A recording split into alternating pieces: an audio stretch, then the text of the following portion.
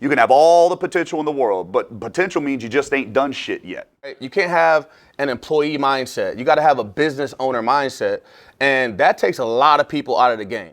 It's all up to you. The opportunity is endless. It's never an opportunity. It's always a you problem. Our job isn't to motivate you. It's to find motivated people and work with those people and help them become successful.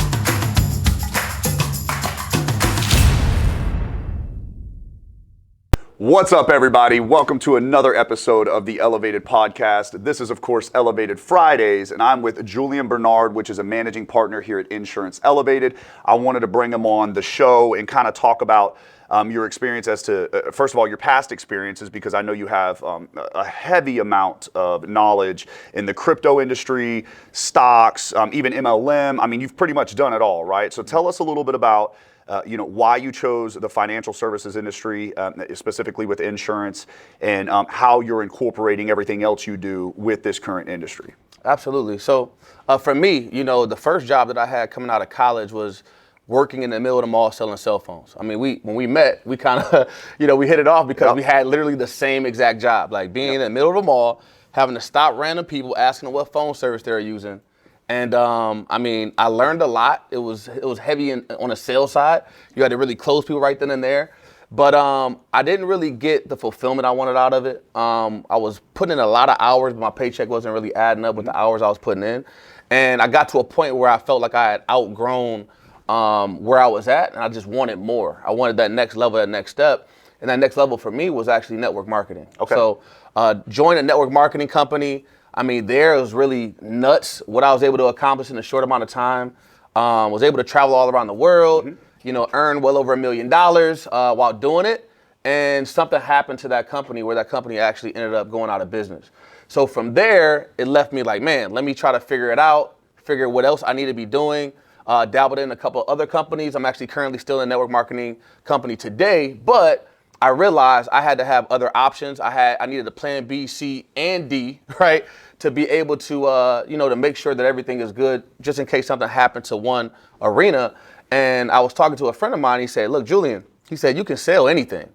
But what he told me was, he said, "You need to be just selling something where you're going to get paid more for it." And I was like, "Man, you're right." But I just didn't know like what exactly I could put my hands into. I didn't know. And it was just crazy how, this opportunity fell in my lap because I saw you starting in the insurance industry. You'd always been dripping on me like, "Hey, look, I made this week. Hey, I made this, I made that, I made this." Something like that. Help that many families. Help that many families. I helped all these families. And I'm like, man, so that's what really piqued my interest into the insurance, because I saw how many people you were able to help and impact, not just yourself, but team-wise. And also I saw your life change in a short amount of time as well. Yeah, short amount of time. I pretty much changed my life in a matter of 12 months, and I told Julian that he could do the same. And I kind of want to touch back on what you said in the beginning, man. Like you were, when you said you were in telecom, right? And you were greeting people, you were handling objections. Like it was quick money. It was fun for a time, but it wasn't fulfilling, right? There's a lot of people that get in this industry that have telecom experience, solar experience, a lot of hospitality experience. I'm starting to see. And even in car sales, and everybody who's coming over from those specific industries and a few others, they're all wildly successful. And I'm trying to think like why is that reason? And in my experience, I think it's because we're used to that rejection. We're used to people telling us no. We like to get uncomfortable. Julian, why do you think some of those other areas are a smooth transition coming into this business? Like, what is it that triggers you to understand, hey, I can be great at this because of your past experiences? Well, I mean, like you said, being in the middle of the mall, that was like perfect training, to be able to overcome objections. And, you had to literally talk to all these people, told no all day. You had to overcome that. And I saw a lot of people come in and out of that job. It was like a revolving door. But what I learned was just make the numbers my friend. I realized the more people I talked to, the more cell phones I would sell, the faster I go through my numbers, the faster I get to the quota. And I've just always had a hunger for more. I've always had the drive. I've always had the ambition. I really get it from my mother because she's done so many different things. And I just am confident in any situation when it comes to sales that I can actually end up being the cream of the crop just because I'm always going to put forth that effort and put that work in, that dedication, and I'm going to be, a student as well and just learn what I need to learn and then be able to take it from there. Yeah, and everybody always, and that's a great response, man. And I want to touch on this. I think to dumb it down for everybody out there that didn't catch what he was basically saying is everything you ever want in life is on the other side of the shit that you're uncomfortable doing. Wouldn't you agree? 100%. So understand that what we do is nothing special. There's no secrets. We're just willing to work and we're willing to get uncomfortable. And tell me about this though.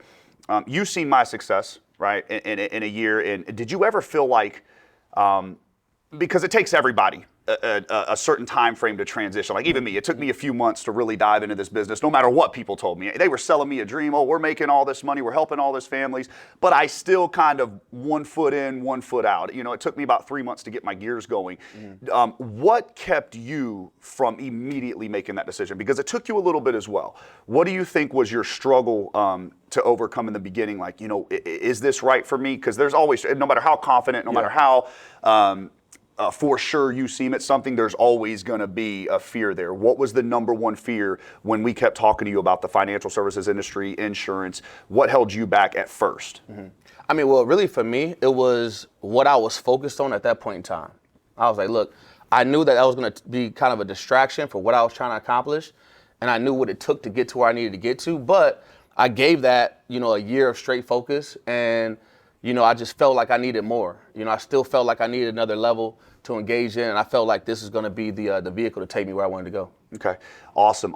So Julian, tell me if you could tell anybody watching this, now that you've been in the industry for a little while, what are 2 personality traits that you think they need to be wildly successful at what we do here at Insurance Elevated? I believe consistency is one, right? It's not about what you do once in a while. It's about what you do consistently. So, you don't want to be sporadic. You want to consistently do the money-making activities, do the things that's going to take that's necessary for you to be able to have success. Mimic the people that have the success that you want, right? Gain the knowledge from them. You got to be coachable. That's a huge thing as well. I mean, for me, this is a whole new industry for me, a whole new ball game. So I'm extremely humble, coachable, and I'm willing to learn from the people who have what I want. No matter your previous success, right? No matter, yeah. Okay. Yeah, because previous success doesn't matter. I mean, just because you're successful selling cars doesn't mean you're going to be successful in insurance, right? It's a whole different ball game. So either way, you got to, you have to be humble and you got to be able to, take it in and learn from the people who got it. You made a good point. Just because you're good at car sales doesn't mean you're going to be good at this. Now, we do have a lot that come in, they kill it, but we also have a lot that fall off. And I want to touch on that. There's a lot of NFL players out there that became NFL pro superstars because they outworked the people that had much more potential than them. You can have all the potential in the world, but potential means you just ain't done shit yet. Okay, and I really want to make that a point because, and you were talking about consistencies, right? You can be the best salesperson on the phone. You can be the person that when people listen to you, you're considered what they call a magnet, right? They're just drawn to you. But if you're not willing to pick up the phone and help those families, you're doing your absolute self a disservice.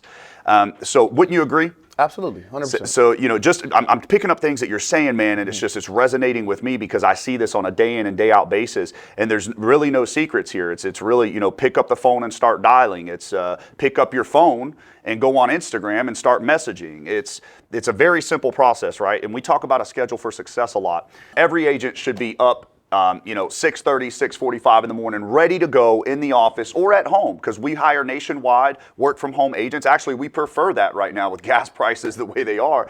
But yes, be ready to start dialing or to start reaching out to your points of contact at 8 o'clock in the morning. You should be doing that for a minimum of 2 to 3 hours in the morning. And then you should be working your social media from about 10:30 a.m. to about 12:30 p.m. Then go to lunch, go to the gym.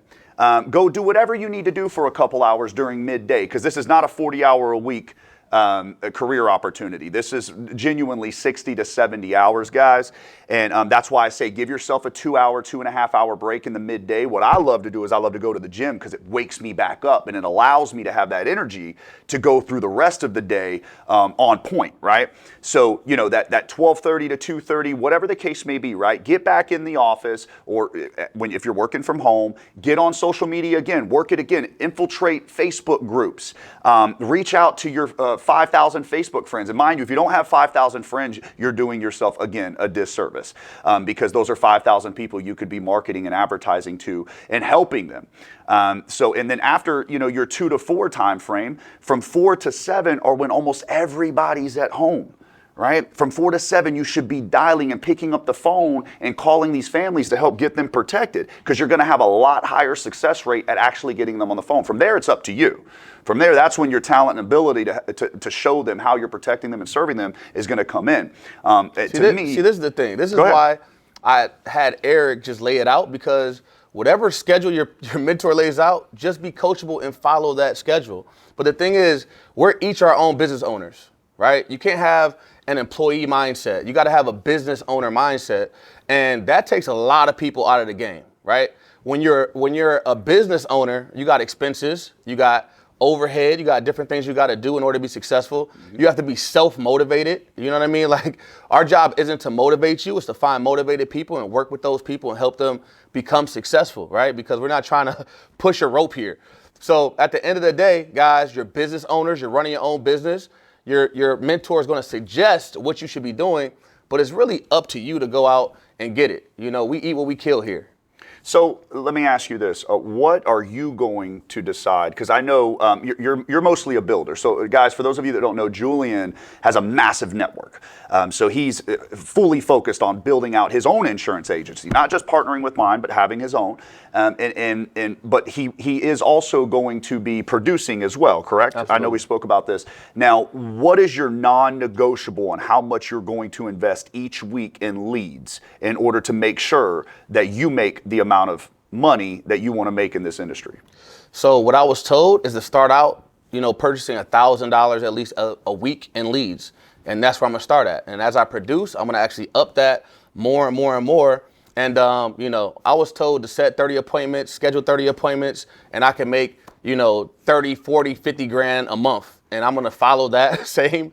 I'm not going to reinvent the wheel. I'm going to follow that exactly and see where it goes. Let me touch on what he just said, though. You heard him twice. He said, I was told I need to set 30 appointments a week. I was told that I need to start out at $1,000 minimum a week, because he was coachable and decided to listen to a mentor on what they were also already having wildly successful weeks with. Right? So now all you're doing is you're taking what somebody else is already doing and you're making it yours, and what you're going to do is you're going to try to make it better, right? So if they're doing 1,000 and you see them having success and you get good of it, you're going to say, well, what if I invest 2,000 a week? What happens there?